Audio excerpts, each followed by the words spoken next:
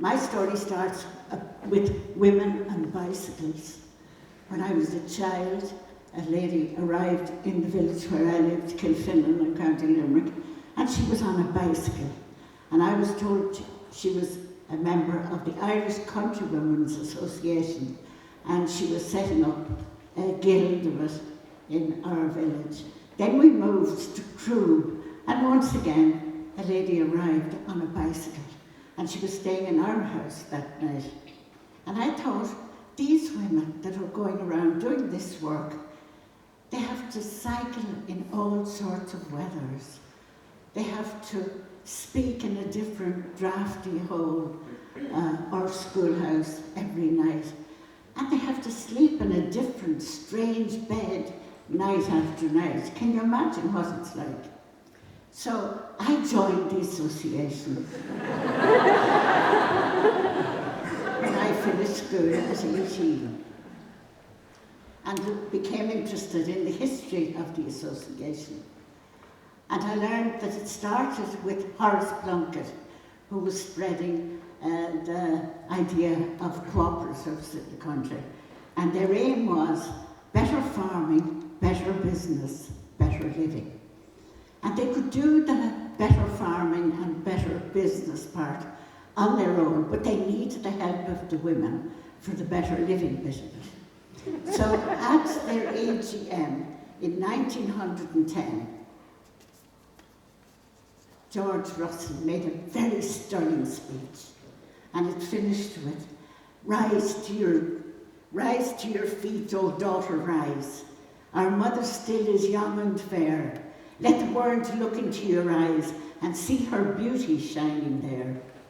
Grant of that beauty but one ray, heroes shall leap from every hill. Today shall be as yesterday. The red blood burns in Ireland still. By the way, the poem was by Susan Mitchell. And one woman who became fired up by it was a woman called Anita Lett from County Wexford.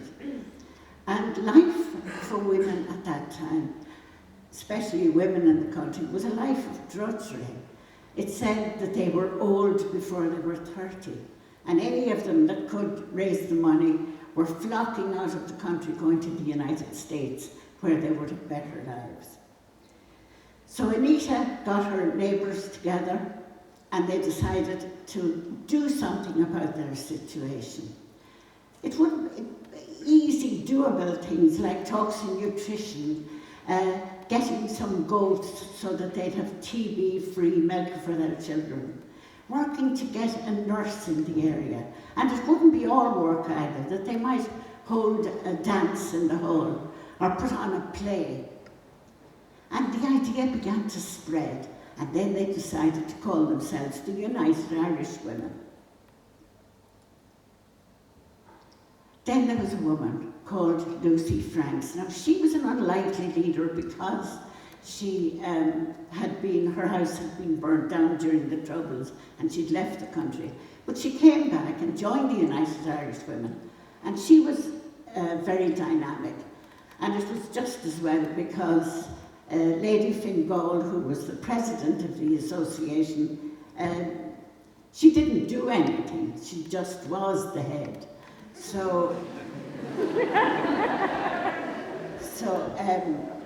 Lucy Franks, she got the thing going, changed the name to the Irish Countrywomen's Association and affiliated with an international organisation called the Associated Countrywomen of the World. So now there was a global dimension to the organisation. They started to have summer schools, and the first one was in 1929, and a woman who attended that was my great heroine, and that was Muriel Gallen. And Muriel was passionate about the traditional crafts, and she was instrumental in getting the country shop in St. Stephen's Green. Some of you may have remembered it. And there you could have curried eggs and rice for 1 3, I remember, during my trick. But she also was instrumental in setting up the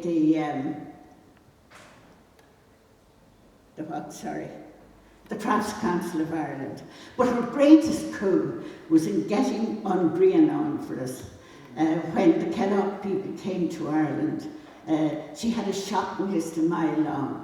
And when she came out with the really big one that she was afraid of, and that was an adult education college, that was the thing that the Kellogg people went for.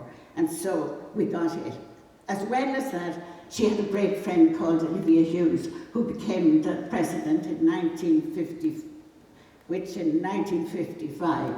And she went to America and came back full of ideas that motivated the ICA to be one of the organisers of the youth clubs for Oiga, and in the early days of the credit union movement, and to get rural home economics colleges and farm home advisors. So all these things, this is what the ICA were working for at this stage. And we had the Orkin sisters, 4 of them, daughters of a Dublin solicitor, unlikely people, but they too were very involved. Now you'll notice that all the people I've mentioned so far were all people from the big house. But they were the women with the education and the confidence to be the leaders. But gradually, because of the education they were getting within the association, the ordinary women began to have a voice within the association. And I remember when I joined the executive, gradually the brogue took over from the West Brit accents, which was an interesting. I remember in particular a night I went to a meeting in Ballybay, and Peggy Farrell was the president, and she gave a wonderful talk.